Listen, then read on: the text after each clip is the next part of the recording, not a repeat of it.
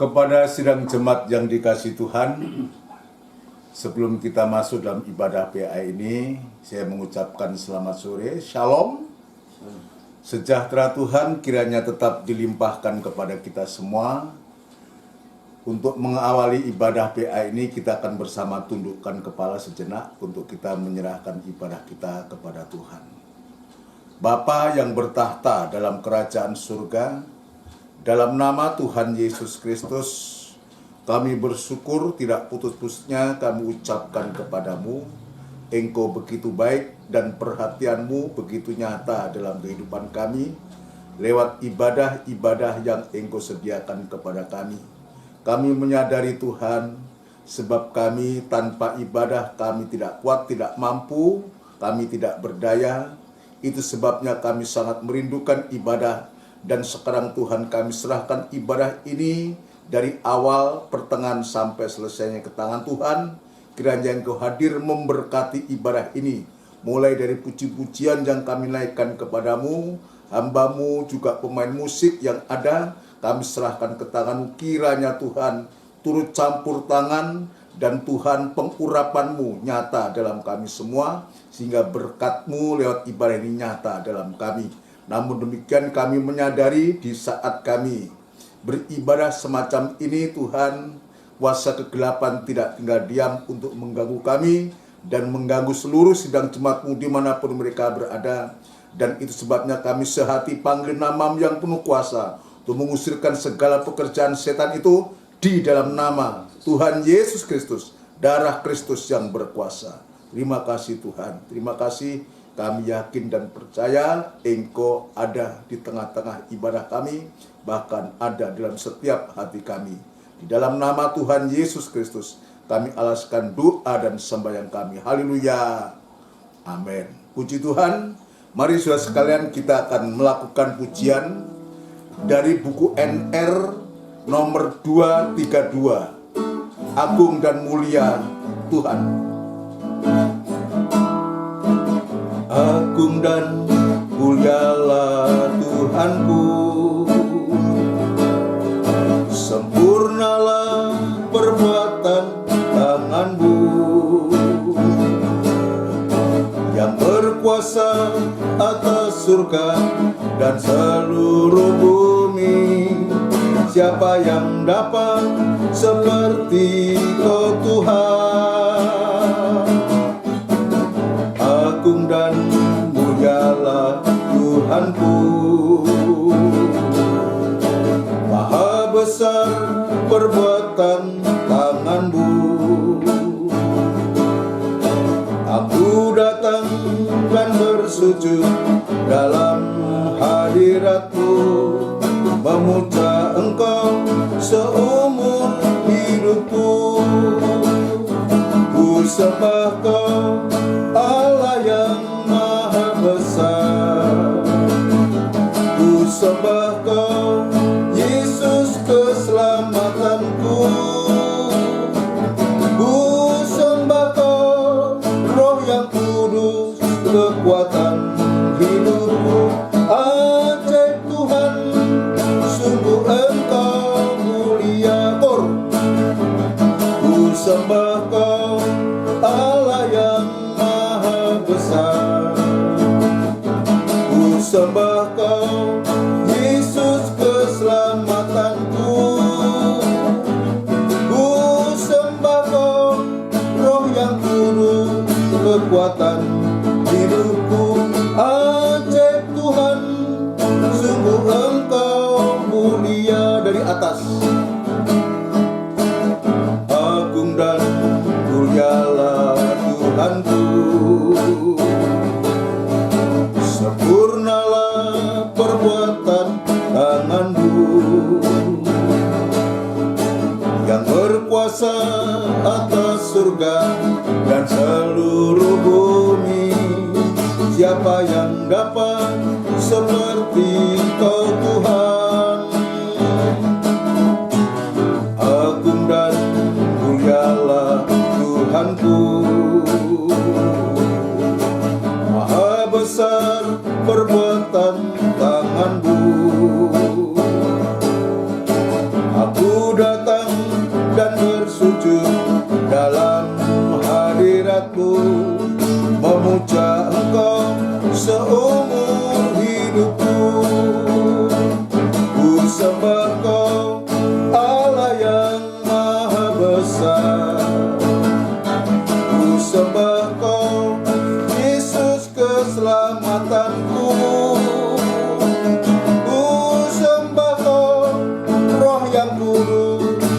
kekuatan hidupku.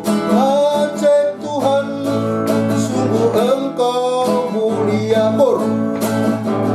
Ku sembah Kau, Allah yang maha besar. Ku sembah Kau, Yesus keselamatanku. Ku sembah Kau, Roh yang kudus, kekuatan hidupku. Ajaib Tuhan, sungguh Engkau mulia.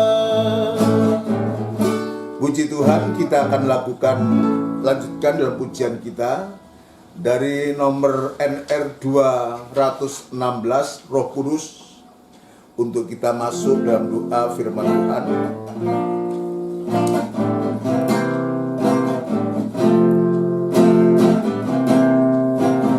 Roh Kudus, Kau hadir di sini. Roh Kudus, Ku mengasihimu. Kau lembut, Kau manis, Kaulah penghiburku, penolongku, diutus Bapakku. Ku buka hati untuk Roh-Mu Tuhan. Ku buka hati menyembah-Mu Yesus. Jamahlah kami, penuhi kami dengan kuasa Allah Maha Tinggi. Ku buka hati untuk Roh-Mu Tuhan. Ku buka hati menyembah-Mu Yesus. Jamahlah kami, penuhi kami dengan kuasa Allah Maha Tinggi. Roh Kudus, Kau hadir di sini. Roh Kudus, Ku mengasihimu. Kau lembut, Kau manis, Kaulah penghiburku, penolongku, diutus Bapakku. Ku buka hati untuk Roh-Mu Tuhan. Ku buka hati menyembah-Mu Yesus. Jamahlah kami, penuhi kami dengan kuasa Allah Maha Tinggi. Ku buka hati untuk Roh-Mu Tuhan. Ku buka hati untuk jamahlah kami, penuhi kami dengan kuasa Allah Maha Tinggi. Bersama kita tundukkan kepala, kita akan berdoa untuk firman Tuhan. Benar Tuhan, tanpa Roh Kudus-Mu kami pun tidak berdaya apa-apa, terutama di saat kami mendengarkan firman-Mu. Dan itu sebabnya Tuhan, kami menyerahkan diri kami ke tangan-Mu.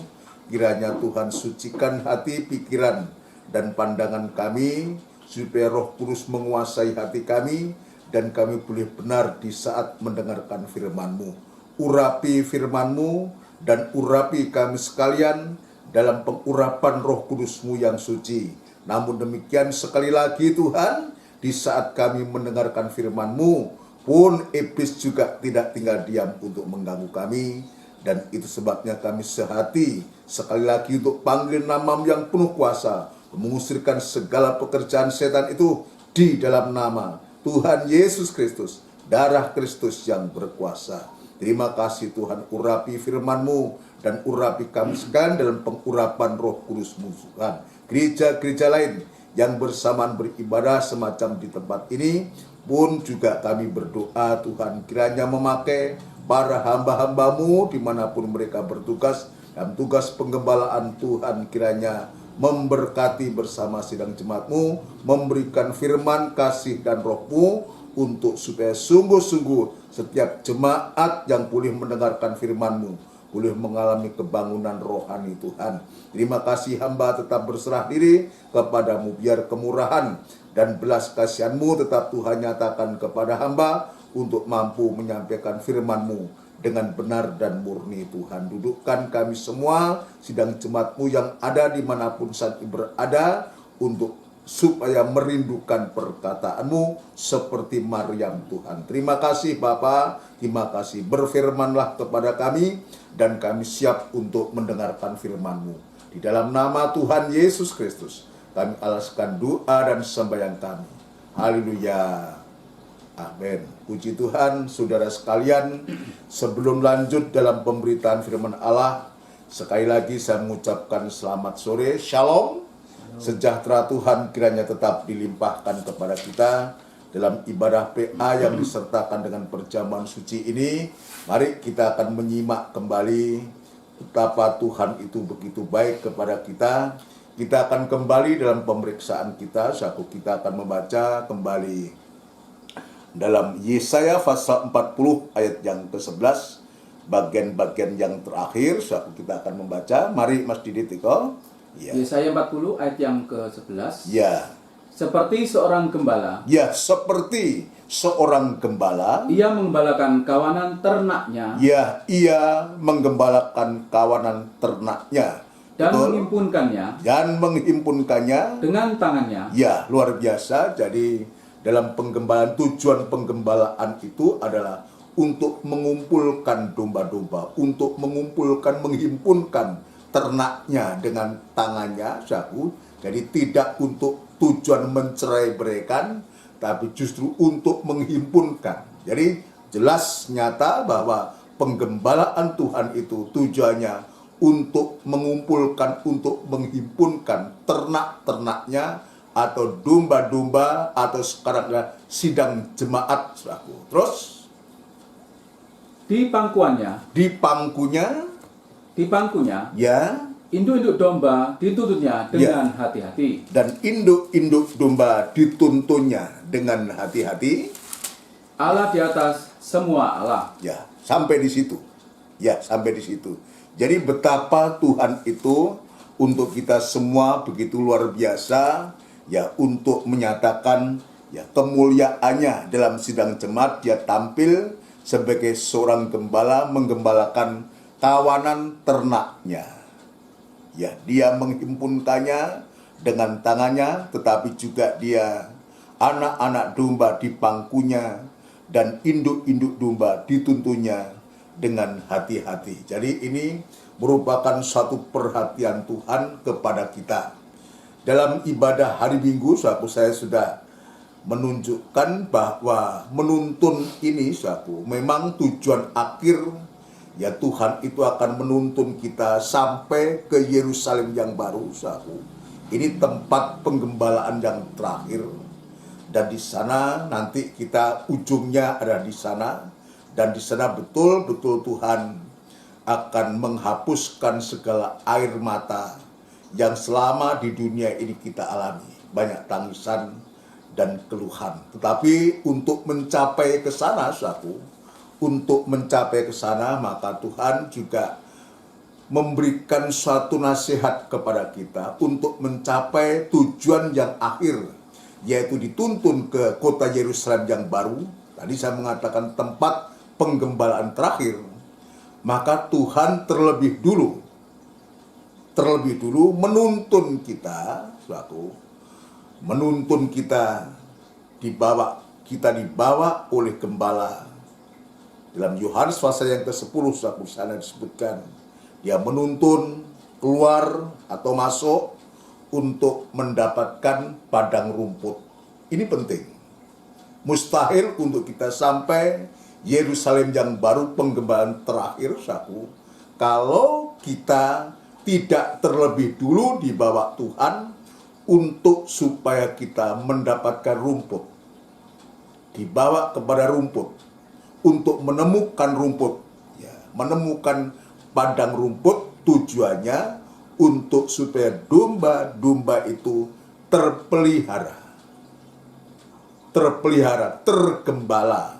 Seperti apa yang diucapkan oleh Raja Daud, dia mengakui bahwa Tuhan itu adalah gembalaku dan tidak kekurangan aku.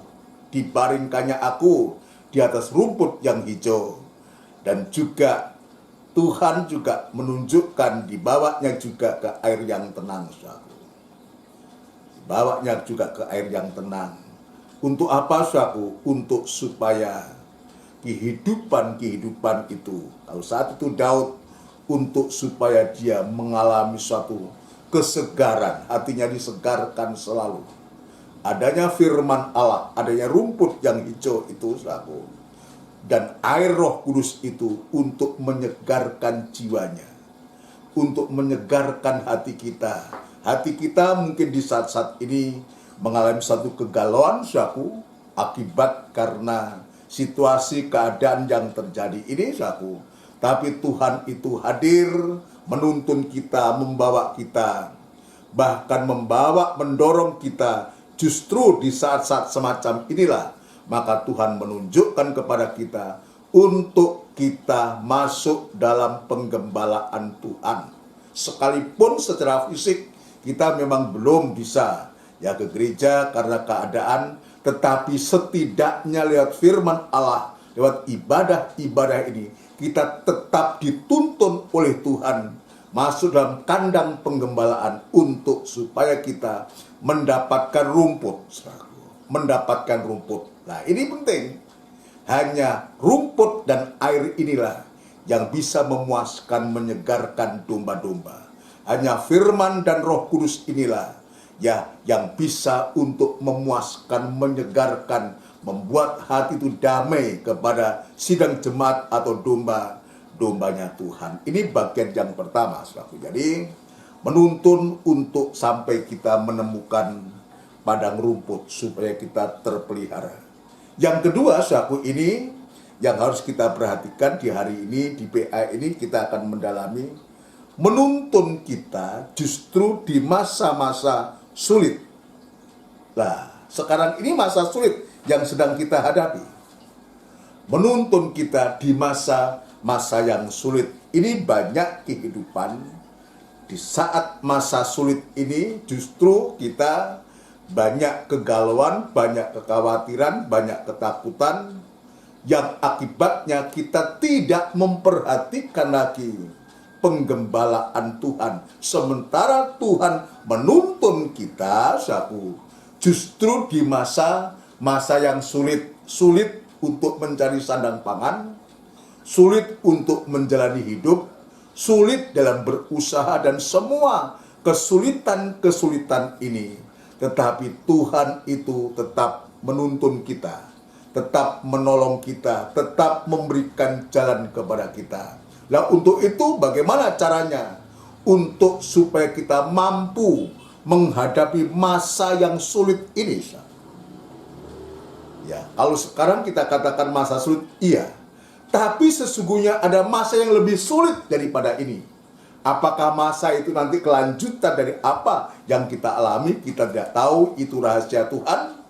Yaitu kesulitan di masa aniaya 3,5 tahun di zaman Antikris. Ini yang harus kita juga hadapi di hari-hari yang ke depan. Namun demikian saya ingin menunjukkan lewat firman Tuhan, ya, lewat firman Tuhan, bagaimana cara untuk kita bisa menghadapi masa yang sulit ini. Maka Alkitab mengatakan, maka dari pihak kita, sekalipun kita diperhadapkan masa yang sulit ini, Paulus mengatakan kepada sidang jemaat Roma, hati kita harus tetap berkobar-kobar. Hati kita tetap harus berkobar-kobar. Ini dibaca lebih dulu. Dalam Roma pasal yang ke-12. Roma pasal yang ke-12, Roma pasal yang ke-12 kita akan membaca ayat yang ke-11 dan 12. Roma 12 ayat yang ke-11. Ya. Janganlah hendaknya kerajinanmu kendor. Ya, ini. Jadi di masa sulit ini bukan saatnya untuk kita berputus asa sebetulnya. Ya, sementara saat itu Paulus juga harus menghadapi hukuman. Dia menulis surat kepada sidang jemaat di Roma. Dia juga menghadapi kesulitan. Kalau dia menuliskan surat ini, bukan berarti dia tidak dalam kesulitan. Dia dalam kesulitan, tetapi dia masih menuliskan surat ini. Janganlah hendaknya kerajinanmu kendor. Nah, ini yang nanti akan saya tunjukkan lebih lanjut, saudaraku. Janganlah hendaknya kerajinanmu kendor. Terus? Biarlah rohmu menyala-nyala. Ya. Dan layanilah Tuhan. Biarlah rohmu menyala-nyala dan layanilah Tuhan. Ini yang Tuhan tunjukkan kepada kita di hari-hari ini. Dia tetap menuntun di masa sulit, saudaraku, untuk supaya kita jangan hendaknya kerajinanmu kendor. Ibadah kendor. Melayani Tuhan kendor. Terus, Mas. Bersukacitalah Dalam pengharapan. Sabarlah dalam kesesakan. Sabarlah dalam kesulitan, dalam kesesakan. Terus. Dan bertekunlah dalam doa. Jadi justru masa-masa susah, masa-masa dalam kesulitan ini, masa sulit ini adalah masa yang sesungguhnya buat kita orang-orang percaya adalah justru kita membuktikan bahwa kehidupan kita tidak seperti dunia menghadapi orang-orang dunia yang tidak mengenal Tuhan, yang tidak percaya kepada Tuhan, yang banyak mengalami keputus asa dan menjadi kecewa. Dan kalau saya melihat, aku justru yang kita lihat itu justru anak-anak Tuhan tidak menunjukkan keseriusannya, kesungguhannya, saudaraku. Bahkan cenderung kerajinan itu menjadi kendor, ibadah menjadi kendor, pelayanan menjadi kendor, semua menjadi kendor, tidak semangat lagi. Tetapi ayat ini mengingatkan kita kembali, jangan kendor, biar rohmu menyala-nyala dan layanilah Tuhan. Bersukacitalah dalam pengharapan di balik dari kesulitan ini. Ya, di balik dari penderitaan yang sedang kita hadapi ini, ada pengharapan. Yang lalu-lalu kalau ada proses kematian yang harus kita hadapi, kita terima ini adalah proses kematian bersama Kristus, maka ada pengharapan untuk kita mengalami satu kebangkitan juga kepada Kristus. Dan untuk itu ayat mengatakan, sabarlah dalam kesesakan, dan sekaligus mendorong kita untuk bertekun dalam doa. Di samping ada doa permohonan, maka ada doa syafaat, maka ada doa penyerahan diri sepenuh kepada Tuhan. Nah, ini yang akan membangkitkan kita untuk kita tetap semangat dan kita mampu menghadapi masa yang sulit ini, mampu menghadapi masa yang sukar ini. Apalagi ketika nanti kita diperhadapkan dengan masa aniaya antikris 3,5 tahun. Tapi setidaknya sekarang dengan apa yang kita hadapi ini, jangan kita sampai kendor. Biar kita tetap berkobar-kobar, kita menyala-nyala, kita tetap semangat. Sebab orang yang semangat, saudaraku, dalam mengikut Tuhan itu, ayat firman Tuhan mengatakan, dia diberikan kemampuan untuk mengatasi segala kesulitan dia diberikan kemampuan untuk mengatasi segala penderitaan yang sedang dia hadapi. Mungkin penderitaan secara fisik, ya, tapi juga penderitaan secara rohani hati batin ini juga tidak menutup kemungkinan. Tetapi dengan modal yang dari Tuhan, lihat firman dan Roh Kudusnya itu membangkitkan semangat kita untuk kita mampu menghadapi semuanya itu. Amsal Sulaiman pasal yang ke-18. Amsal Sulaiman pasal yang ke-18. Kita akan membaca Amsal Sulaiman pasal yang ke-18 ayat yang ke-14. Ya, Amsal 18 ayat yang ke-14. perhatikan baik-baik nih ayat ini. Orang yang bersemangat Orang yang bersemangat, orang yang hatinya berkobar-kobar, dapat menanggung penderitaannya. dapat menanggung penderitaannya. Jadi ini penting buat kita. Nah itu sebabnya Tuhan menuntun ini. Tuhan memimpin ini. Tuhan ingin menggandeng tangan kita untuk membawa kehidupan kita, untuk tetap semangat, untuk menghadapi masa sulit, masa penderitaan itu. Coba kalau di saat semacam ini kita loyo, kita tidak berdaya, saku. Maka apa yang bisa kita lakukan, saudara sekalian? Ya, tapi dengan apa yang terjadi ini, saku. Dengan apa yang terjadi ini, kita diberikan suatu pelajaran oleh Tuhan untuk supaya kita tetap berkobar-kobar, jangan kendor dan tetap layani Tuhan. Amsal ini dia menambahkan orang yang semangat dapat menanggung penderitaannya. Terus, Tetapi siapa akan memulihkan semangat yang patah? tetapi siapa akan memulihkan semangat yang patah? Ya, ada yang lain, semangat yang patah itu keringkan tulang. Puji Tuhan. Siapa akan memulihkan semangat yang patah? Justru kalau kita, semangat kita kendor, semangat kita patah, ya kita tidak bersemangat lagi, saku. Bahwa membuktikan bahwa kita tidak ada kekuatan apa-apa. Tidak ada kekuatan. Kenapa? Kita tidak memuliakan Tuhan, tidak mengandalkan Tuhan, tapi dengan masa sulit, masa sukar, dengan pencobaan-pencobaan yang diperhadapkan dengan kita, kita tidak, justru tidak sabar untuk menanti pertolongan Tuhan. Roma tadi mengatakan, sabarlah dalam kesesakan. Kita justru tidak tekun untuk berdoa, kesempatan untuk kita berdoa kepada Tuhan.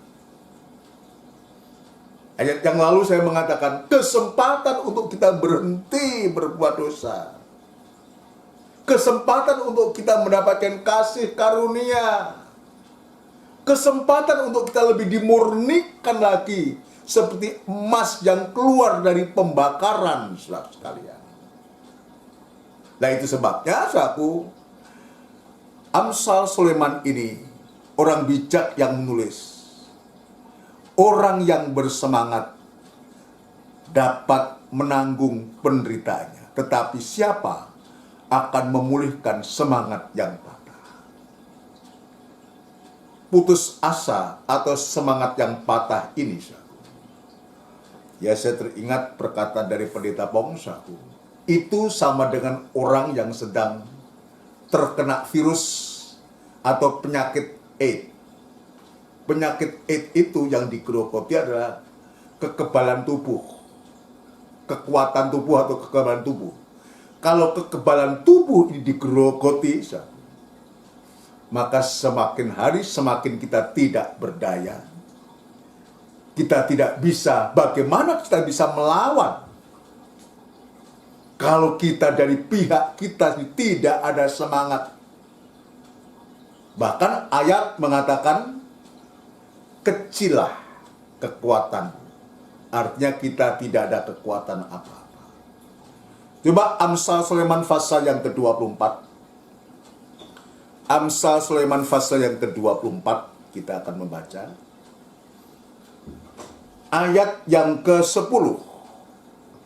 Amsal Sulaiman pasal 24 ayat yang ke-10. Amsal 24 ayat yang ke-10. Ya, Jika engkau tawar hati jika engkau putus asa atau tawar hati pada masa kesesakan, pada masa kesulitan, pada masa kesesakan, kecilah kekuatanmu. kecilah kekuatanmu. Kalau dalam ejaan bahasa sehari-hari, dia katakan, jika engkau putus asa dalam keadaan gawat. Jadi, ini ejaan sehari-hari, ya. Dalam keadaan gawat, maka engkau orang yang lemah. Kalau kita putus asa, kita orang yang lemah. Karena apa? Kekuatan digerogoti sampai kita tidak berdaya, sampai kita putus asa, dan kita tidak ada roh untuk bisa mampu melawan keadaan, melawan situasi, tidak berani, tidak mampu untuk bersemangat untuk menghadapi penderitaan kesulitan yang sedang kita hadapi. Sewaktu-waktu, saudaraku, bangsa Israel mengalami suatu kesulitan yang amat sangat, saudaraku.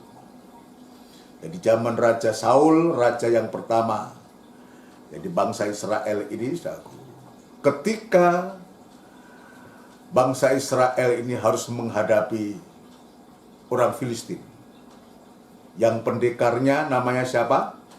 Goliat. Pendekarnya, pemimpinnya, panglimanya itu namanya Goliat. Orang yang besar, dan dalam 1 Samuel pasal yang ke-17 dia disebutkan luar biasa itu. Maka begitu dia harus berhadapan dengan orang Israel, dia mengatakan hal-hal yang luar biasa yang menggetarkan tentara Israel. Bahkan Saul pun hatinya ciut, saudaraku, untuk bisa menghadapi bangsa Filistin yang pendekarnya itu, yang panglimanya itu adalah Goliat. Putus asa, tidak berdaya.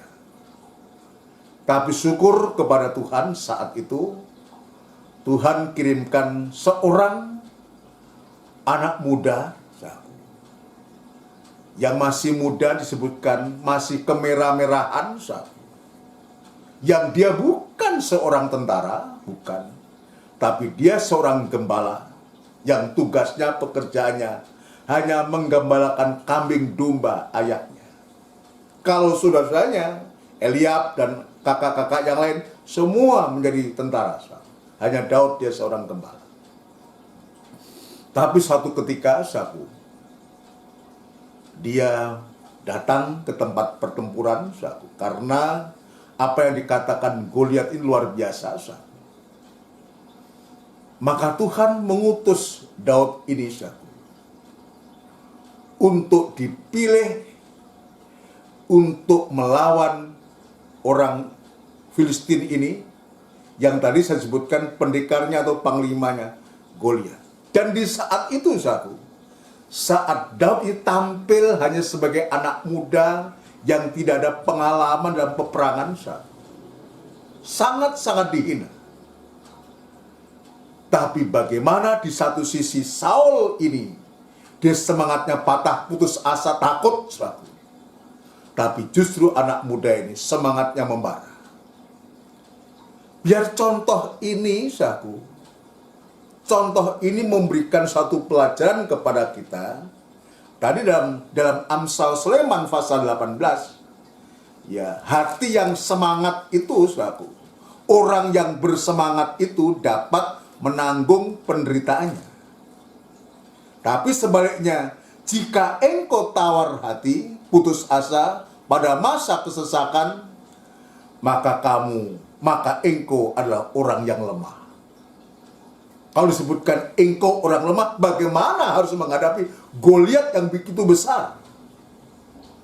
Ya, Goliat untuk saat ini bukan wujudnya orang, Goliat yang tinggi besar itu untuk sekarang adalah daging kita yang menguasai kita. Yang seringkali kalah dengan keadaan, kalah ketika kita diperhadapkan dengan kenyataan. Ini yang membuat kita. Tapi bagaimana Daud, seorang anak yang muda ini dipakai oleh Tuhan, yang nanti akan mengalahkan Goliat. Coba ini dibaca. Dari Amsal Sulaiman ini, saudaraku, kita mendapatkan satu pelajaran. 1 Samuel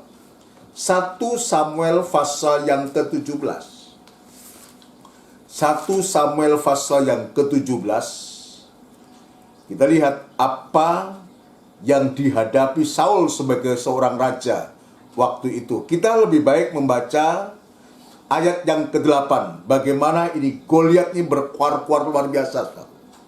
Suara Goliat menggetarkan tentara Israel dan sekaligus Saul sendiri sebagai raja. Ayat yang ke-8. 1 Samuel 17 Ya. ayat yang ke-8. Ya.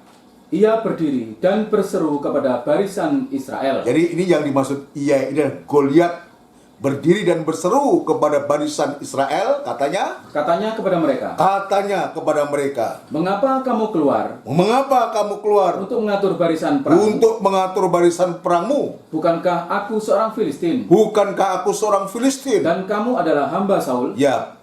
Pilihlah bagimu Ya. seorang, dan biarlah ia turun mendapatkan daku. Ya.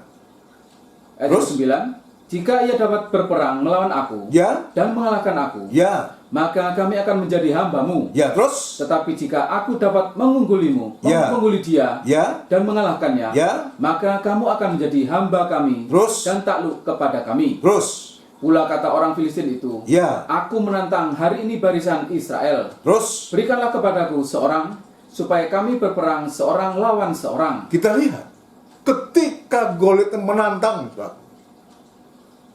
barisan Israel ini, bahkan dia menantang kalau ada lawan satu. Nah, ini yang menggetarkan ketika Goliat ini dia mengucapkan kata-kata yang demikian ini, menggetarkan Saul dan barisan Israel. Ayat yang ke-11, perhatikan. Ketika Saul dan segenap orang Israel mendengar perkataan orang Filistin itu, Terus, maka cemaslah hati mereka dan sangat ketakutan. ini yang dihadapi saat ini oleh Saul dan barisan Israel. Menghadapi apa yang diucapkan Goliat ini. Baru ucapan ini sudah mencemaskan hati. Sudah membuat dia takut. Ini yang terjadi. Ini juga seringkali yang terjadi pada kita. Iya. Ketika kita diperhadapkan dengan satu kenyataan, ya, dengan perasaan daging yang menguasai kita, besarnya daging yang menguasai kita, mempengaruhi kita, ini yang membuat kita cemas, yang membuat kita takut sampai kita tidak berdaya. Tadi Alkitab mengatakan, kalau kita semacam itu, saudaraku, kita tawar hati, kita putus asa, saudaraku, maka kecillah kekuatanmu, atau kamu tidak ada kekuatan. Kenapa tidak ada kekuatan? Sebab tidak mengandalkan Tuhan. Kita tidak sabar, dalam Roma tadi mengatakan, tidak sabar dalam kesesakan. Kita tidak tekun di dalam doa, sehingga kita tidak bisa bersukacita. Ini yang kita hadapi. Baru dengan kata-kata Goliat ini, saudara, barisan Israel dan Saul ini, dia cemas dan ketakutan. Dalam perjanjian baru, saudaraku, maka Goliat ini, daging ini digambarkan seperti suara singa yang mengaum. Ini jangan ditutup, saudaraku. Coba kita baca ayat dalam 1 Petrus pasal yang kelima. Ya. 1 Petrus pasal yang kelima ayat yang ke-8. Perhatikan. 1 Petrus 5 ayat yang ke-8. Ya.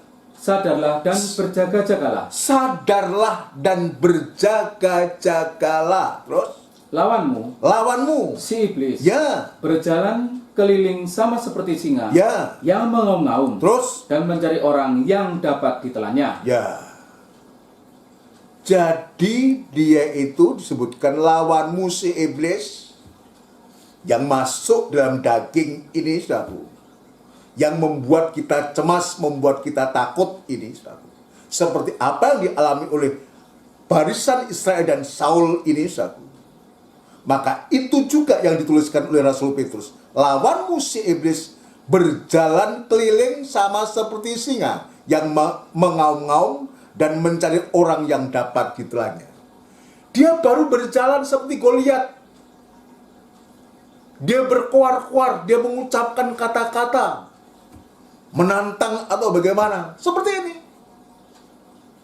Berjalan mengaum-ngaum seperti singa yang mengaum-ngaum, atau berjalan keliling sama seperti singa yang mengaum-ngaum dan mencari orang yang dapat ditelannya.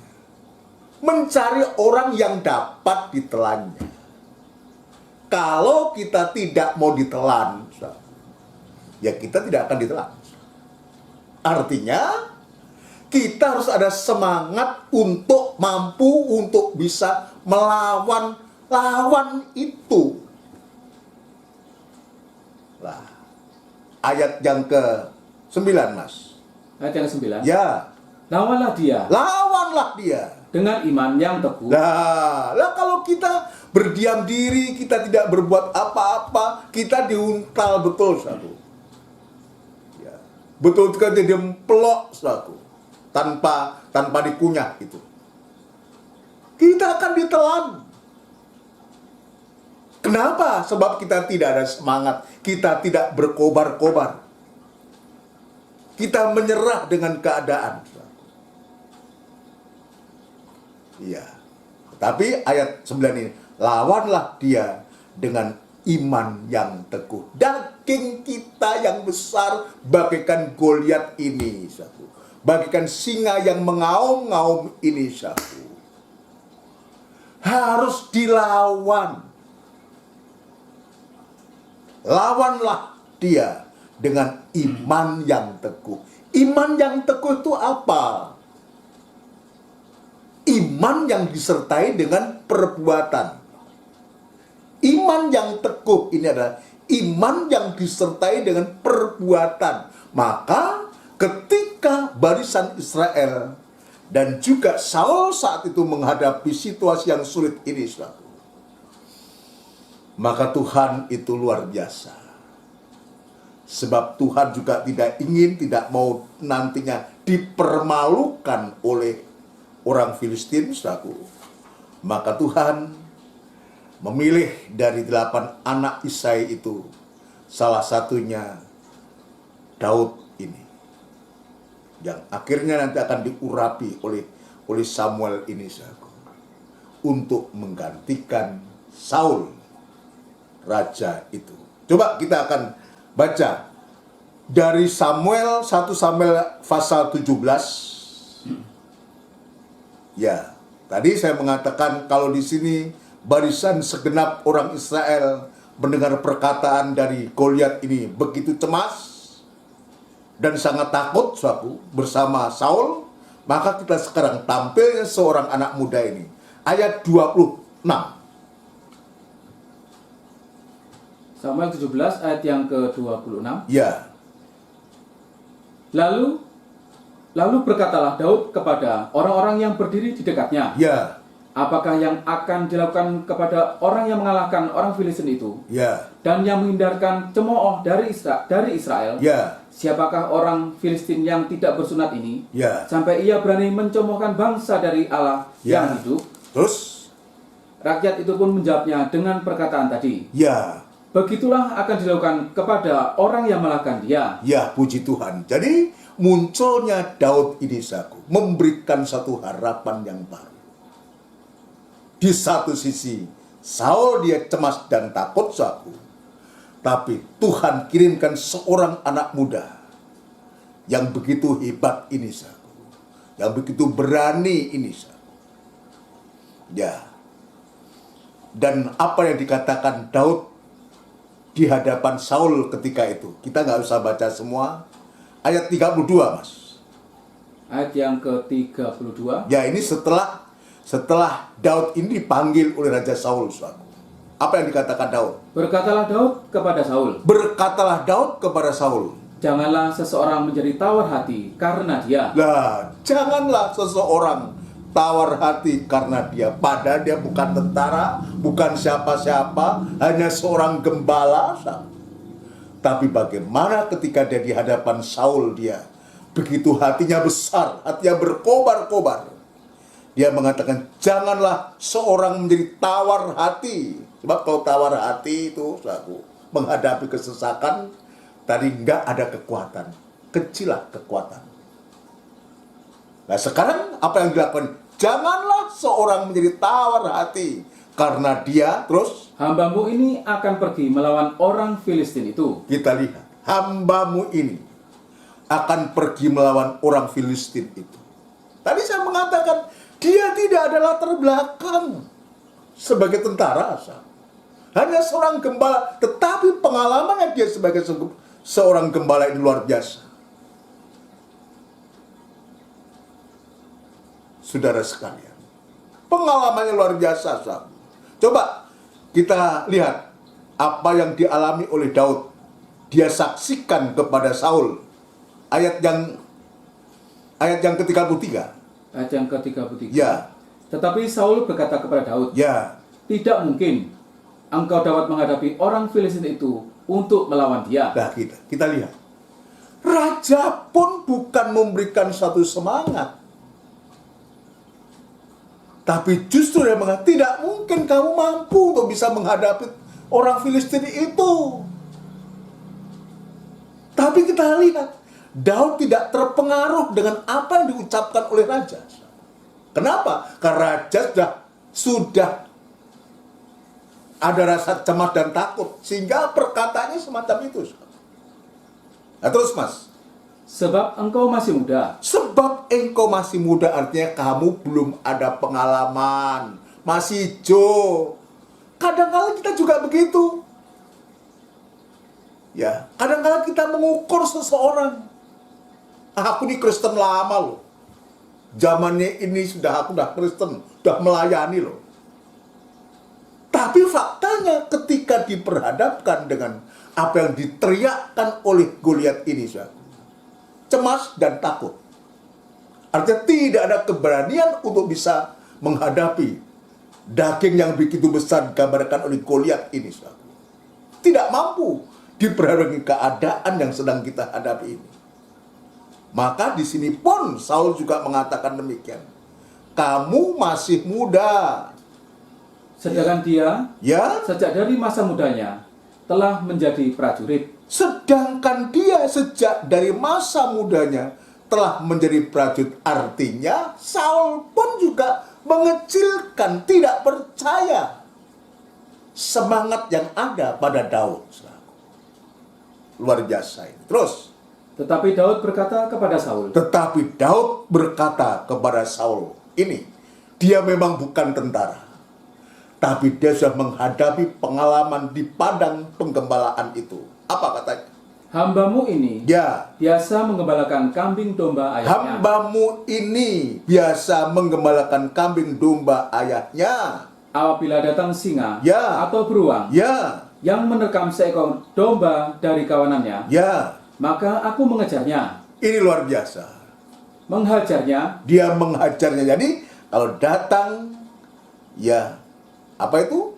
Singa atau beruang yang menerkam seekor domba dari kawanannya, maka aku mengejarnya, terus menghajarnya, dan melepaskan domba itu dari mulutnya. dan melepaskannya dari domba itu dari mulutnya. Terus Kemudian apabila ia berdiri menyerang aku, maka aku menangkap janggutnya, ya, lalu mengajarnya dan membunuhnya. kita lihat pengalaman ini cukup buat Daud.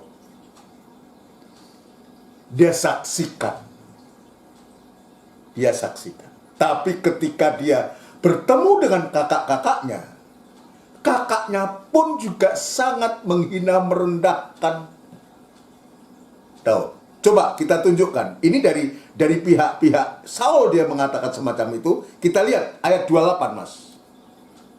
Ayat yang ke-28. Ya. Ketika Eliab, kakaknya yang tertua, Ya, ketika Eliab kakaknya yang tertua, mendengar perkataan Daud kepada orang-orang itu, ya, bangkitlah amarah Eliab kepada Daud sambil berkata, ya, mengapa engkau datang? mengapa engkau datang? Dan pada siapakah kau tinggalkan kambing domba yang 2-3 ekor itu di padang gurun? Terus, Aku kenal sifat pemberanimu ya, dan kejahatan hatimu. terus Engkau datang kemari dengan maksud melihat pertempuran. ini pun juga melecehkan kakaknya. Raja pun juga menganggap, kamu masih terlalu muda. Tapi sekarang kita lihat, di saat dia berkata kepada Saul ini, hambamu ini biasa menggembalakan kambing domba, ayatnya. Apabila datang singa atau beruang yang menerkam seekor domba dari kawanannya, maka aku mengejarnya, dan seterusnya. Dan sekarang dengan kesaksian apa yang diucapkan oleh Daud ini kepada Saul, ayat yang ke-38, Mas. Ayat yang ke-38. Ya, Lalu Saul mengenakan baju perangnya. atau kepada- ayat lebih baik dibaca ayat yang ke-37. ke-37. Ya, Pula kata Daud, ya, Tuhan yang telah melepaskan aku dari cakar singa ya, Tuhan yang melepaskan aku dari cakar singa dan cakar beruang, dan cakar beruang. Dia juga akan melepaskan aku dari tangan orang Filistin itu. Terus, Kata Saul kepada Daud, ya, pergilah, pergilah. Tuhan menyertai engkau. Sekarang Daud bisa meyakinkan hati Saul yang tadinya cemas, yang tadinya galau dan takut dengan apa yang diceritakan. Ada pengalaman pribadi dari Daud ini sebagai seorang gembala, menggembalakan kambing domba 2-3 ekor kambing domba itu.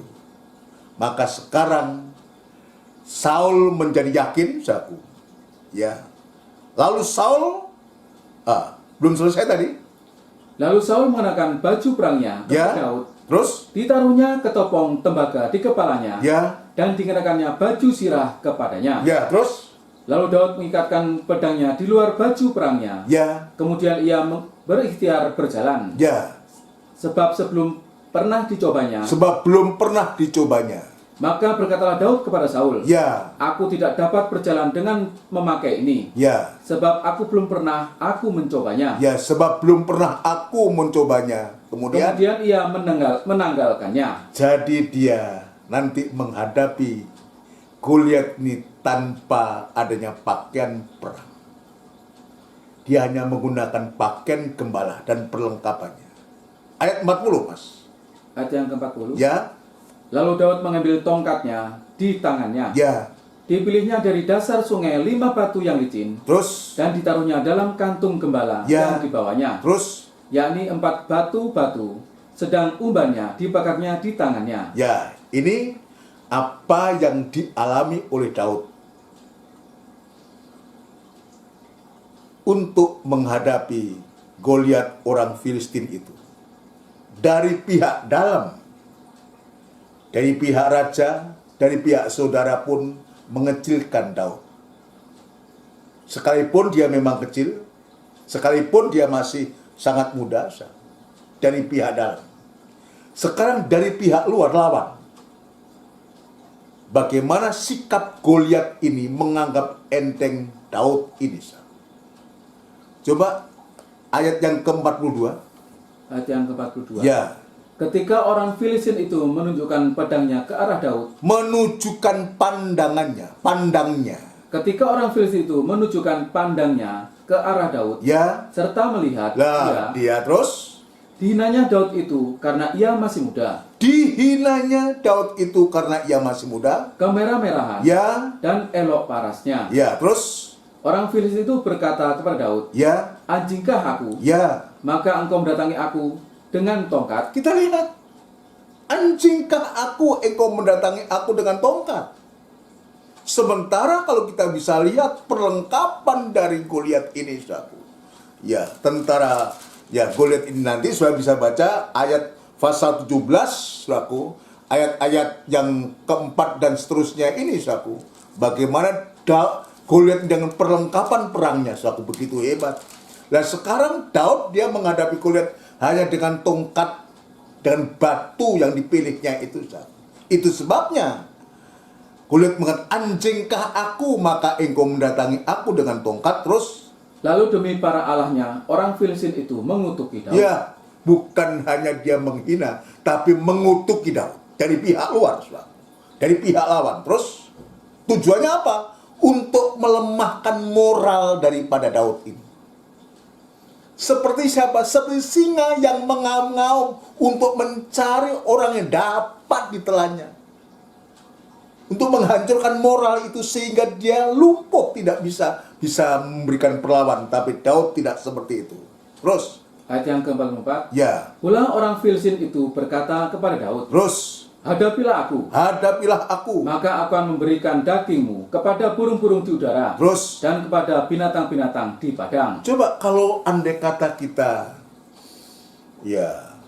diperhadapkan dengan hal semacam ini, kalau kita tidak ada semangat, tidak ada kesungguhan hati, kita tidak punya hati yang berkobar-kobar masa kesulitan ini, dan kita tidak dituntun oleh Tuhan, bagaimana mungkin kita bisa menghadapi ini? Tapi betapa Tuhan itu menuntun Daud, juga sekarang menuntun kehidupan kita di hari-hari ini, menuntun kehidupan kita untuk menghadapi masa sulit yang kita hadapi. Itu ada Goliat daging kita ini yang menguasai, mempengaruhi kita, membuat kita lemah, tidak berdaya. Saudara sekalian. Terus Mas. Ayat yang ke-45. Ya, Tetapi Daud berkata kepada orang Filistin itu, kita lihat. Dia dijatuhkan moralnya. Ya, dia dilumpuhkan moralnya dengan perkataan-perkataan itu. Bukan hanya dari pihak lawan, dari pihak dalam sekalipun, tapi dari pihak dalam bisa diatasi dengan kesaksian Daud kepada Saul, Raja Saul.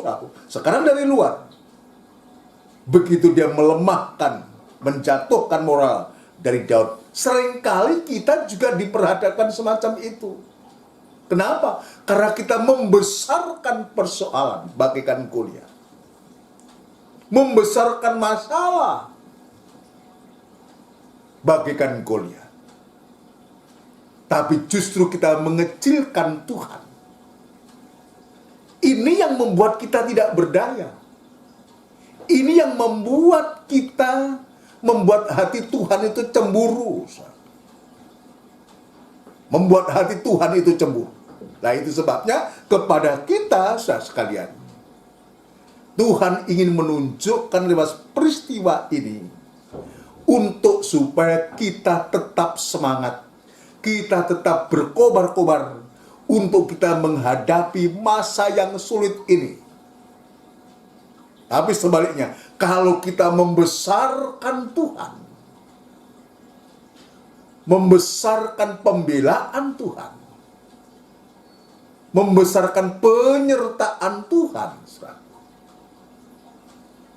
maka masalah, persoalan, masa sulit, masa penderitaan itu akan bisa diatasi.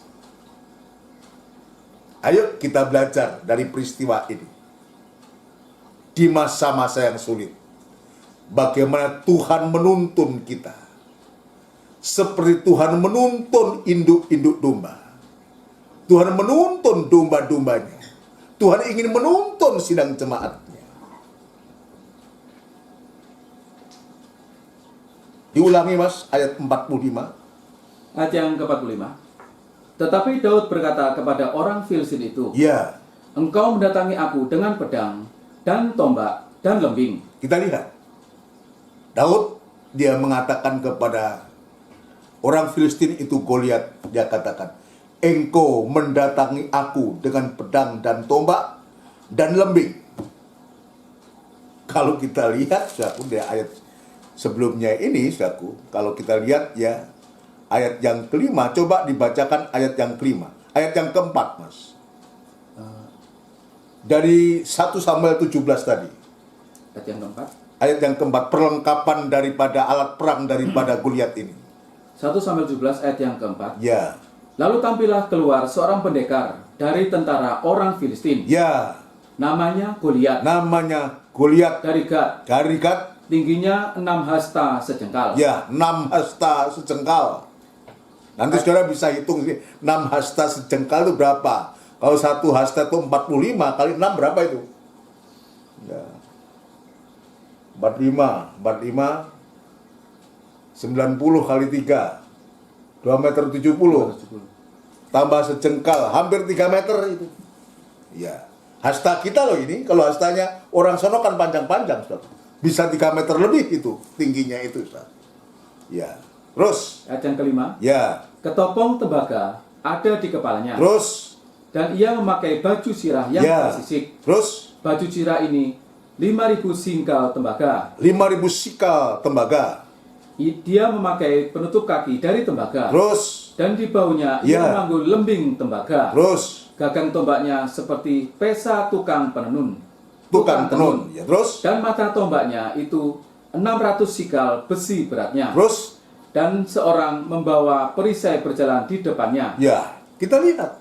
Itu sebabnya Daud ketika dia diperhadapkan dengan Goliat, dia mengatakan, engkau mendatangi aku dengan pedang dan tombak dan lembing.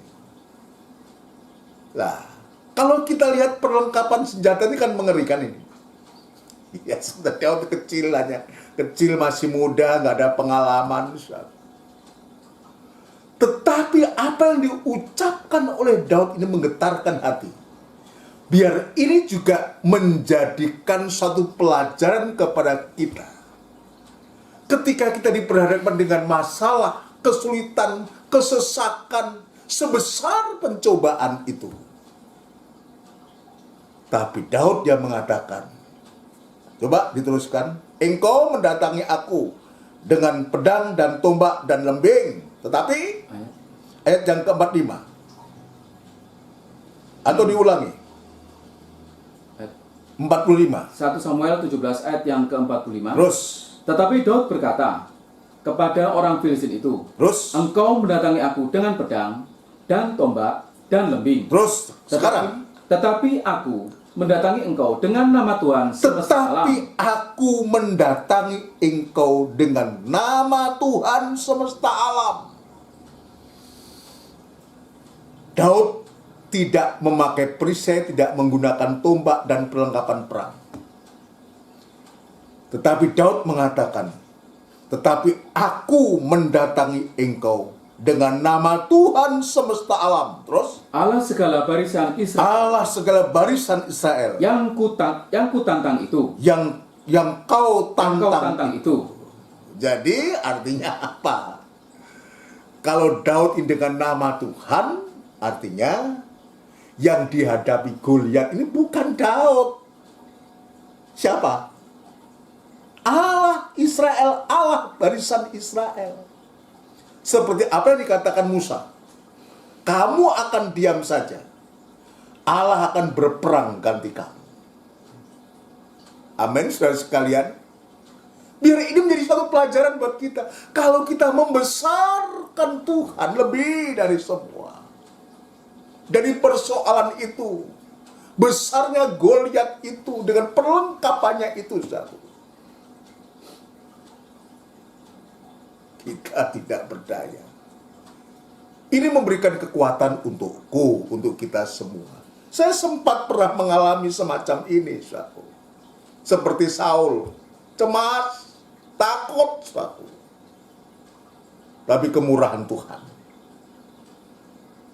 Tuhan itu begitu baik, menuntun, memberikan satu harapan yang baru lewat firman dan Roh Kudusnya. Sekarang apa yang dihadapi Daud? Tetapi aku mendatangi engkau dengan nama Tuhan semesta bumi, semesta alam. Allah segala barisan Israel yang kau tantang itu. Allah lebih besar. Allah Israel, Allah Daud, Allah kita harusnya lebih besar dari persoalan kita. Kalau kita membesarkan Tuhan lebih dari semua, saudara sekalian, maka masa kesesakan itu akan bisa kita lewati. Ini untukku, untuk kita semua. Untuk supaya kita betul-betul di hari-hari ini, saat kesesakan ini harus terjadi. Ini belum masa antikris yang akan terjadi. Kesesakan, kesusahan yang sedang kita hadapi, yang sama-sama kita hadapi, kalau kita membesarkan Tuhan lebih daripada persoalan, maka Allah Israel, Allah kita ini akan menyatakan pembelaannya. Ayat yang ke-46, apa kata Daud? Ayat yang ke-46. Ya. Hari ini juga Tuhan akan menyerahkan engkau ke dalam tanganku. Terus? Dan aku akan mengalahkan engkau. Terus? Dan memenggal kepalamu dari tubuhmu. Terus? Hari ini juga aku akan memberikan mayatmu dan mayat tentara orang Filistin kepada burung-burung di udara. Terus? Dan kepada binatang-binatang liar. Ya. Terus? Supaya seluruh bumi tahu bahwa Israel mempunyai Allah. Terus? Dan supaya segenap jemaat ini tahu bahwa Tuhan menyelamatkan bukan dengan pedang, Ya. bukan dengan lebing. Ya. Terus? Sebab di tangan Tuhanlah pertempuran, dan Ia pun menyerahkan kamu ke dalam tangan kami. Kita lihat hati yang membara ini, hati yang berkobar-kobar ini, mampu mengatasi segala masalah, masa kesulitan penderitaan. Ini kita lihat contoh seorang muda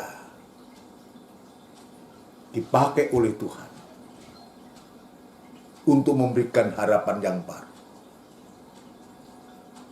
Nanti keturunan Daud ini, saudara, bukan hanya mengalahkan Goliat, tapi mengalahkan maut. Itulah Yesus, tunas Daud, anak Daud, keturunan Daud dari suku Yehuda. Luar biasa. Sekarang kita lihat ayat 49. Ayat yang ke-49. Ya, atau ayat 48, Mas. Ayat yang ke-48. Ya. Ketika orang Filistin itu bergerak maju untuk menemui Daud, Ya. maka segera Daud berlari ke barisan musuh untuk menemui orang Filistin itu. Terus lalu? Lalu Daud masukkan tangannya dalam kantungnya. Ya. Diambilnyalah sebuah batu dari dalamnya. Ya. Diumbanya. Maka kenalah dahi orang Filistin itu. Ya, sehingga batu itu terbenam ke dalam dahinya. Ya. Dan terjerumuslah ia mukanya ke tanah. Dengan mukanya ke tanah. Terus? Demikianlah Daud mengalahkan orang Filistin itu dengan umban Terus? dan batu. Ya. Ia mengalahkan orang Filistin itu dan membunuhnya tanpa pedang di tangan. Kita lihat, tetapi dia menggunakan nama Tuhan. Apa yang dihadapi Daud, apa yang dialami oleh Daud ini, kalau saja di masa kesesakan ini kita tetap dalam tuntunan Tuhan, memberikan kesempatan Tuhan itu menuntun kita, maka kemenangan dan kemenangan itu pasti Tuhan nyatakan kepada kita. Pembelaan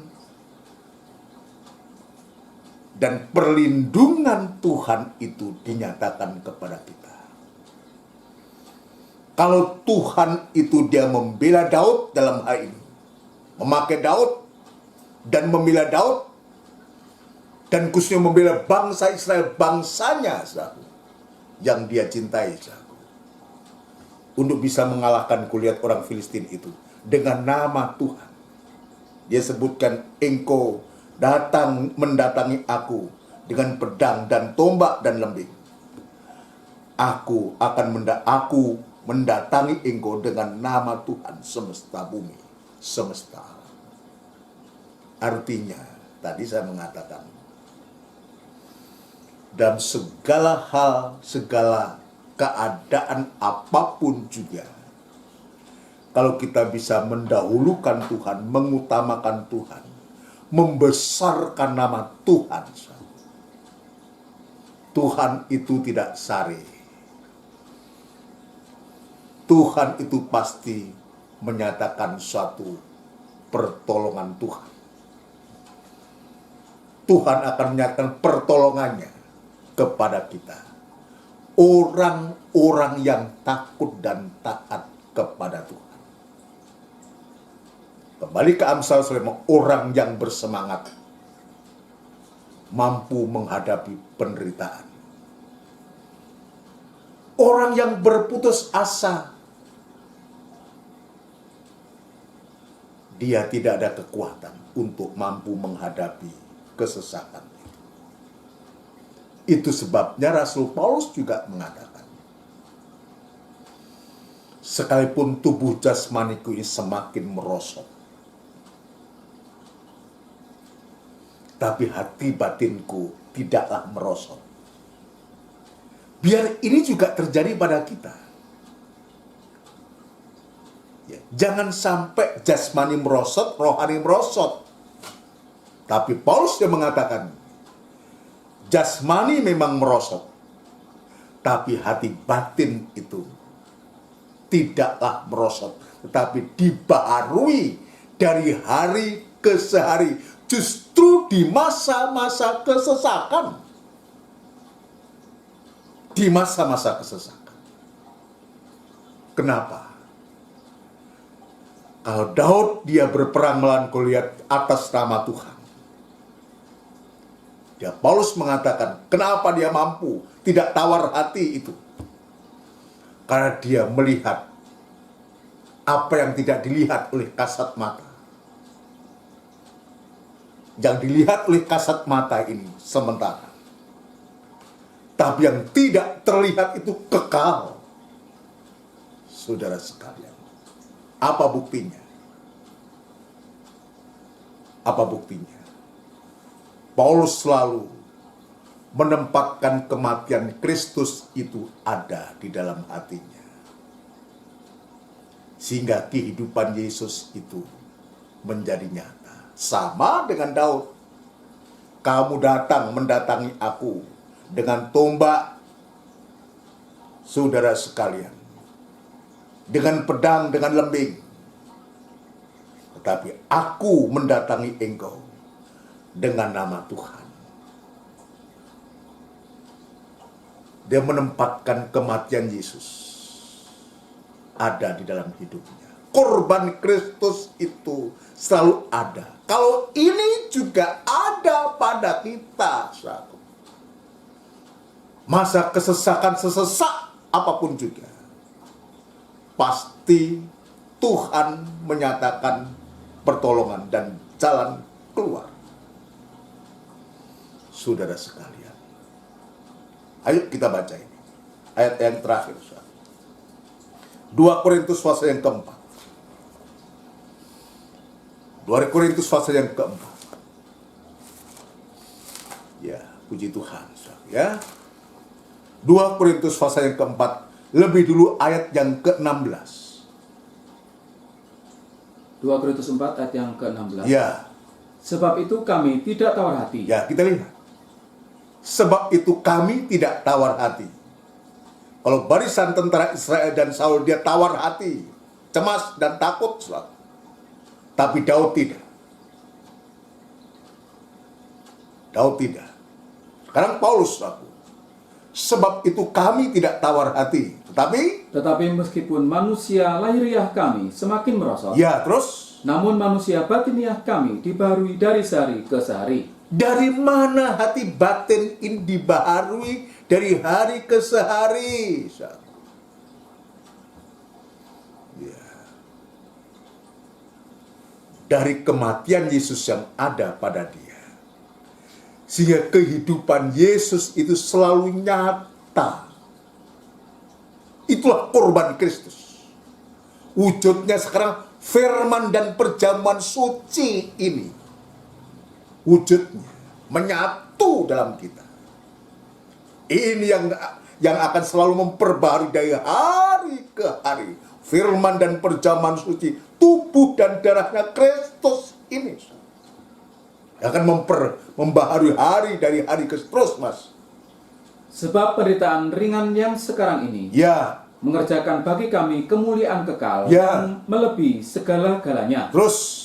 jauh lebih besar daripada penderitaan kami. Ya, sebab Sebab kami yang memperhatikan yang sebab kami yang memperhatikan sebab kami tidak memperhatikan yang kelihatan, terus, melainkan yang tidak kelihatan. terus. Karena yang kelihatan adalah sementara, sedangkan yang tak kelihatan adalah kekal. Ini yang seringkali ada pada pandangan kita. Yang kita lihat adalah yang nampak ini. Yang kita lihat adalah Goliat yang begitu besar dengan perlengkapan perangnya ini. Yang membuat kita ciut nyali. Jangankan kita, Raja Saul pun menjadi cemas dan takut, saudara. Tapi syukur kepada Tuhan, Tuhan mengutus hambanya, seorang gembala, Daud saat itu. Puji Tuhan. Dan betul-betul mengalami suatu kemenangan. Nah, sekarang Rasul Paulus mengatakan, karena yang kelihatan adalah sementara. Ini seringkali kita terkecoh. Dan kita mau dikecoh. Dikecoh dengan apa yang nampak. Yang bisa membuat kita menjadi lemah. Membuat kita putus asa. Membuat kita cemas. Tapi Paulus dia mengatakan, sedangkan yang tak kelihatan adalah kekal. Kenapa begitu berani, begitu gigihnya Rasul Paulus ini? Kenapa Daud begitu berani, begitu semangatnya untuk bisa mengalahkan Goliat? Karena Tuhan Allah itu dibesarkan. Membesarkan Allah daripada persoalan. Melihat yang tidak nampak yang kekal. Bukan melihat yang nampak. Yang tidak nampak yang dilihat oleh Paulus. Ayo kita belajar dari sini, saudara. Kehidupan kita. Untukku, untuk kita semua. Ya, ayat yang ke-7, Mas. Ayat yang ke-7. Ya. Tetapi harta kami punyai. Harta ini kami punyai. Tetapi harta ini kami punyai Dalam bejana tanah liat. Ya. Supaya nyata. Ya. Bahwa kekuatan yang melimpah-limpah itu berasal dari Allah, bukan dari diri kami. Ini sama dengan ungkapan Daud. Dengan mengatakan, aku mendatangi kamu dengan nama Tuhan. Kalaupun Daud mengalami kemenangan bukan hasil dari kekuatan Daud, tapi kekuatan Allah yang sudah menuntun Daud. Itu sebabnya dia katakan, harta ini kami punyai dalam bejana tanah liat. Hanya tanah liat manusia biasa. Supaya nyata bahwa kekuatan yang melimpah-limpah itu ya berasal dari Allah, bukan dari diri kami. Artinya Paulus pun juga membesarkan nama Tuhan, membesarkan Allah dari segala masalah yang dihadapi. Coba ayat berikutnya. Ayat yang ke-8. Ya. Dalam segala hal kami ditindas, Ya. namun tidak terjepit. Terus. Kami habis akal, Ya. namun tidak putus asa. Ya. Kami dianiaya, Ya. namun tidak ditinggalkan sendiri. Terus. Kami diempaskan, namun tidak binasa. Ya. Terus. Kami senantiasa membawa kematian Yesus di dalam tubuh kami. Ya, kita lihat ini rahasianya. Kami senantiasa membawa kematian Kristus di dalam tubuh kami. Artinya apa? Dia menghadapi semua dengan nama Allah seperti Daud. Paulus sekarang, kematian Kristus itu di dalam tubuh kami, terus Supaya kehidupan Yesus juga menjadi nyata di dalam tubuh kami. supaya kehidupan Yesus juga menjadi nyata di dalam tubuh kami. Ini yang membuat hati Paulus, sekalipun dia dalam derita, dalam penindasan, dalam segala hal yang dihadapi, tidak membuat dia putus asa, tidak membuat dia tawar hati. Tapi sebaliknya, seperti Daud, dia diperhadapkan dengan semacam itu. dia mampu mengatasi. Hati yang semangat itu bisa mengatasi segala derita, untuk bisa mengatasi masa-masa sulit. Ayolah, kita semua masing-masing ada masalah, ada persoalannya. Gembala juga ada masalahnya sendiri. Pelayan-pelayan Tuhan, penatua, imam-imam juga ada masalahnya sendiri. Sidang jemaat anak-anak muda remaja juga ada masalahnya sendiri. Tetapi kalau kita mau dituntun oleh Tuhan, dituntun oleh Gembala Agung, ya, bukan hanya dituntun untuk mendapatkan rumput, tapi kita juga dituntun ketika kita harus menghadapi masa kesesakan ini. Dan kita tetap taat, dan kita tetap dalam kandang penggembalaan suatu. Maka Gembala Agung pemelihara jiwa itu, dia tidak pernah membiarkan kita. Kalau korban Kristus itu ada di dalam kehidupan kita, nyata dalam kehidupan kita, maka kita tidak akan bisa dikalahkan oleh apapun juga. Sekalipun kita tidak perlu harus menantang, tapi Tuhan itu beserta. Seperti perkataan Saul, kiranya Tuhan menyertai kamu, Allah menyertai kamu. Immanuel itu akan menjadi nyata.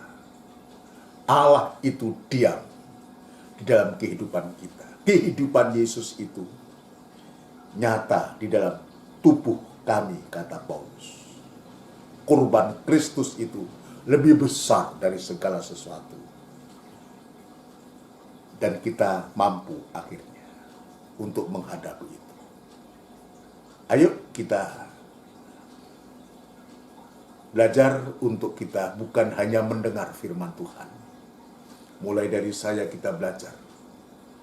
Ketika kita diperhadapkan masa sulit ini, janganlah kita berputus asa. Janganlah kita cemas dan takut. Tapi biar kita tetap semangat berkobar-kobar. Sehingga ketika kita melakukan itu, maka Allah yang lebih besar dari semuanya itu akan menaungi kita, menuntun kita, untuk kita bisa mampu menghadapi segala sesuatu. Nanti selanjutnya kita akan lanjutkan besok selaku ibadah doa penyembahan hari Kamis. Kita berdoa supaya Tuhan lebih jauh membukakan rahasia firman-Nya untuk kita semua. Kita akan masuk dalam perjamuan suci, saudara sekalian. Kita akan melakukan satu pujian.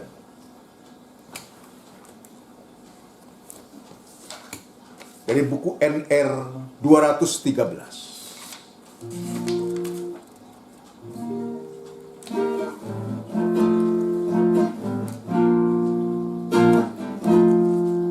Ketika aku dalam kesesakan,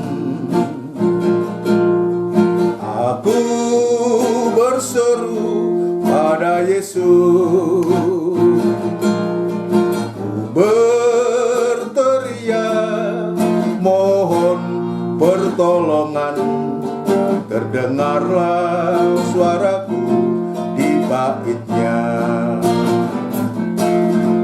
Ku dijangkaunya dari tempat tinggi, Dia melepaskanku dari musuh. Jadilah Tuhanku perisai hidupku, haleluya, pujilah Tuhanku. Bapak yang kedua, betapa besar kasih setiamu, demi manusia kau berkorban, kau disalibkan, curahkan darahmu untuk tebus semua dosa manusia. Haleluya. Ku dijangkaunya dari tempat tinggi,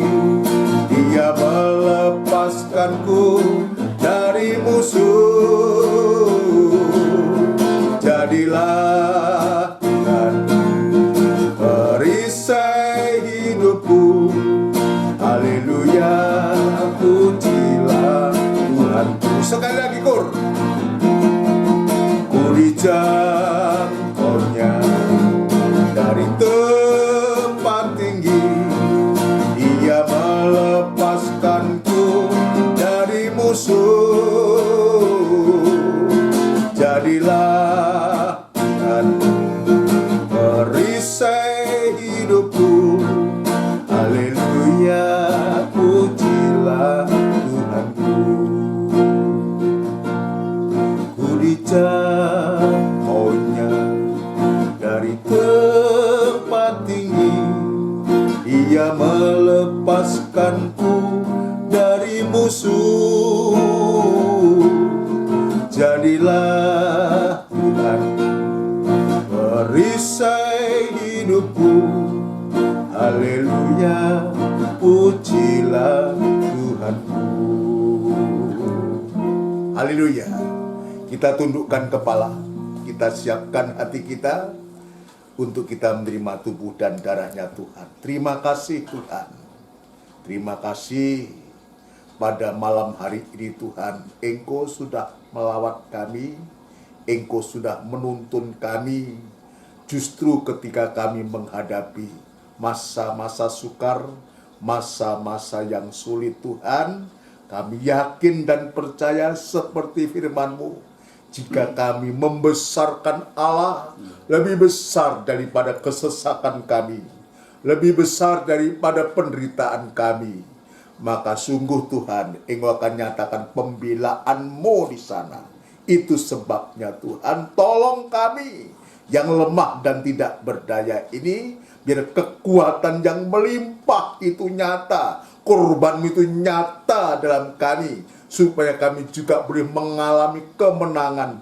Dan kemenangan seperti apa yang dialami oleh Daud, seperti apa yang dialami oleh Paulus Tuhan, dan seperti apa yang Engkau sudah teladankan, alami Tuhan, untuk menjadi teladan kami semua. Terima kasih Tuhan.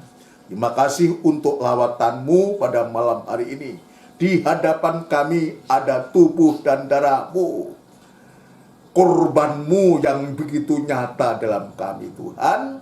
Sebelum kami menikmati tubuh dan darah-Mu, Engkau layakkan kami, sucikan hati kami, untuk kami bersekutu dengan tubuh dan darah-Mu, untuk kami mampu menghadapi segala kesesakan yang sedang kami hadapi di hari-hari ini Tuhan, dan membuat kami tidak tawar hati, tapi sebaliknya untuk membangkitkan semangat kami, hati kami berkobar-kobar untuk tetap beribadah dan melayani Engkau. Ampuni kekurangan, kesalahan dan kelemahan kami, yang seringkali kami ini membesarkan persoalan kami daripada Engkau Tuhan. Ampuni kami, sucikan kami Tuhan.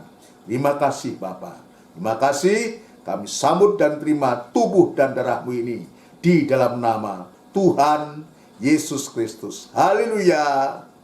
Amin. Puji Tuhan. Mari. Ya. Ya, ya. Ya. Puji Tuhan. Ya. Ya. Ya. Sebelum kita akan bersekutu dengan tubuh dan darahnya Kristus, kita akan angkat tubuhnya Kristus lebih tinggi dari kepala. Kita angkat tubuhnya Kristus lebih tinggi dari kepala. Dan dengarkan firman Tuhan. Sebab apa yang telah kuteruskan kepadamu, telah aku terima dari Tuhan, yaitu bahwa Tuhan Yesus pada malam waktu Ia diserahkan mengambil roti, dan sesudah itu Ia mengucap syukur atasnya. Ia memecah-mecahkannya dan berkata, inilah tubuhku yang diserahkan bagi kamu. Perbuatlah ini menjadi peringatan akan aku. Kita makan bersama dengan hati percaya. Dalam nama Tuhan Yesus Kristus. Haleluya. Haleluya. Terima kasih Tuhan. Terima kasih. Terima kasih Tuhan. Unjukkan darahnya Kristus lebih tinggi dari kepala. Dan dengarkan firman Tuhan. Demikian juga ia mengambil cawan sesudah makan lalu berkata, cawan ini adalah perjanjian baru yang dimeteraikan oleh darahku. Perbuatlah ini setiap kali kamu meminumnya menjadi peringatan akan aku. Kita minum bersama dengan hati percaya dalam nama Tuhan Yesus Kristus. Haleluya. Unjukkan kedua tangan kita, berikan penyembahan kepada Tuhan. Sebab setiap kali kamu makan roti ini dan minum cawan ini, kamu memberitakan kematian Tuhan sampai ia datang kembali. Mas Didit Eko berdoa syukur untuk kita semua. Haleluya, haleluya. Terima kasih, terima kasih. Haleluya, haleluya, haleluya. Haleluya, haleluya, haleluya. Itu besar Tuhan. Kami menyembah, kami menyembah, kami menyembah. Kami selalu mengucap syukur. Haleluya, haleluya. Sampai saat hari ini Tuhan. Haleluya, haleluya, Kami, Engkau masih menyertai kami Tuhan. haleluya. Kasih yang kemurahan buat kehidupan kami. Terima kasih Tuhan. Terima kasih Tuhan, terima kasih. Terima Tuhan, kasih. atas pembukaan firman Haleluya. yang senantiasa memelihara kami Tuhan. Ya, Yang senantiasa memberi kami kekuatan. Haleluya, haleluya. Yang saat-saat ini Tuhan Terima semakin kasih sulit Tuhan. ini Tuhan. Haleluya, Oh, kulihat yang besar itu Tuhan. haleluya, haleluya. Tapi biarlah permasalahan kami seperti kulihat itu Tuhan. Biar kami serahkan Haleluya, Tuhan. haleluya. Seperti Daud yang menyerahkan dirinya Tuhan. Haleluya, Tuhan segala kemampuannya Tuhan. Terima Biarlah kasih. Engkau turun tangan Tuhan dalam segala Haleluya, permasalahan kami haleluya. seperti Daud Tuhan yang telah Engkau tolong dalam Terima berbagai kasih, permasalahan itu Tuhan. Terima Terima kasih. kasih Tuhan, terima kasih Tuhan. Haleluya, Firman-Mu haleluya. yang telah beritakan buat kehidupan kami sampai Terima saat kasih, hari ini Tuhan. Biarlah menjadi pelita buat kehidupan Haleluya, kami. Memberi kekuatan haleluya. buat kehidupan kami. Untuk Terima kami selalu kasih, bersyukur Tuhan kepada Engkau. Tuhan. Haleluya, Apapun yang Engkau berikan Tuhan kepada kami. Haleluya. Terima kasih Tuhan, terima kasih akan firman Tuhan pada sore hari ini Tuhan. Terima kasih Terima Tuhan, kasih, terima Tuhan. kasih. Terima Oh Tuhan, kasih. biarlah kami mengucap syukur Tuhan. atas Haleluya, kebaikan-Mu haleluya. yang Kau bukan firman-Mu Tuhan. Ya, Semakin Tuhan. hari semakin dalam buat kehidupan kami. Haleluya, Biarlah haleluya. juga Engkau memberkati kehidupan Bapak Gembala kami Tuhan. Haleluya, Tuhan, haleluya. berbagai dalam permasalahan, Terima berbagai kasih, apapun Tuhan Tuhan. dalam kehidupannya dan keluarganya. Tuhan. Haleluya, Biarlah haleluya. Engkau lindungi, biarlah Engkau beri hikmat. Haleluya, Bukan haleluya. firman-Mu Tuhan, supaya nyata Terima dalam kasih, kehidupannya dan juga kehidupan kami sebagai domba-domba. Haleluya, Terima kasih haleluya. Tuhan, terima kasih Terima Bapak. kasih, Tuhan. Bapak akan coba berdoa Tuhan untuk Ya, jemaat Tuhan. GKM.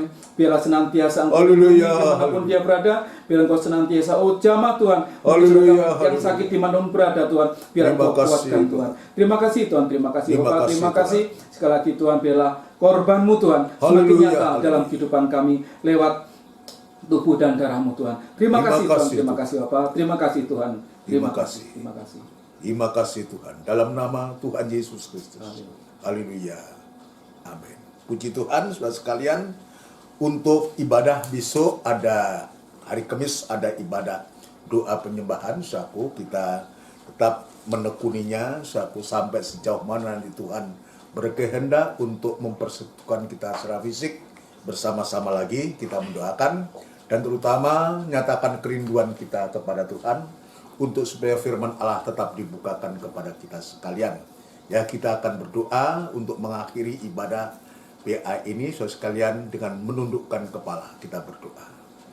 Bapa, terima kasih Engkau sudah memberkati kami semua dengan berkat firman dan tubuh dan darah-Mu menyatu dalam kehidupan kami.